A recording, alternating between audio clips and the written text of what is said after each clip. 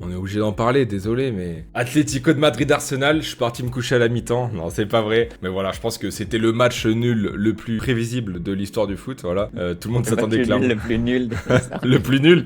Nul dans le score et nul dans le jeu, franchement. Voilà, c'est deux équipes qui marquent sur penalty. Le football proposé n'a pas été Non, si non, non. exceptionnel que Alors, ça. faut pas être totalement rabat-joie. Il y avait quand même des bons trucs proposés des deux équipes. Mais du coup, à l'inverse de la première demi-finale, c'était deux plans vachement défensifs cette fois-ci. On voulait surtout sécuriser la défense et jouer sur les contre-attaques. Donc, quand deux blocs s'opposent comme ça, bon, c'est sûr que ça donne un peu ce style de jeu-là où ça s'est joué sur des détails. Et c'est vrai que bon, c'était un peu barbant. Ils sont venus à faire un penalty chacun. Quand j'ai vu qu'il y avait potentiellement le troisième penalty du Ouais. match, je vous avoue, j'ai éclaté de rire. J'étais en mode bon, c'est un sketch quoi. C'est vraiment le Euh, cliché. Ils sont en train de nous faire le cliché. Mais il y avait quand même des choses intéressantes. Il y a eu quand même des belles actions. On est passé à ça d'un but de Griezmann qui aurait été magique parce qui que frappe la c'est son lucarne. dernier match de Ligue des Champions. Il frappe la lucarne, ça revient. Après, il prend une reprise de volée. Et ça pouvait être magnifique. C'est dommage. Et on a quand même vu des bons joueurs et des joueurs qui ont fait des gros matchs.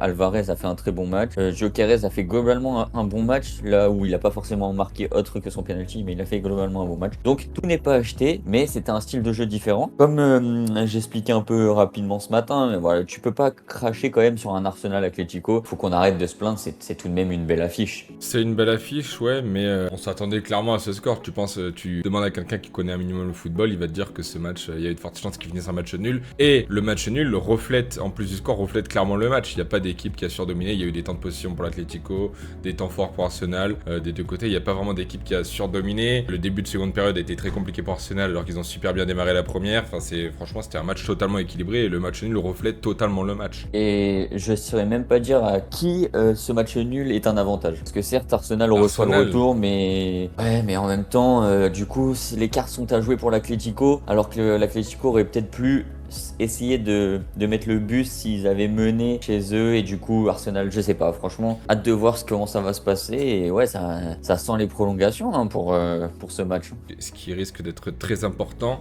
On a vu Alvarez qui est sorti sur blessure. S'il n'est pas là au match retour, ça peut être terrible pour l'Atlético parce qu'on a vu que c'était clairement l'un des meilleurs joueurs de l'Atlético sur la pelouse hier soir, parmi. Hein.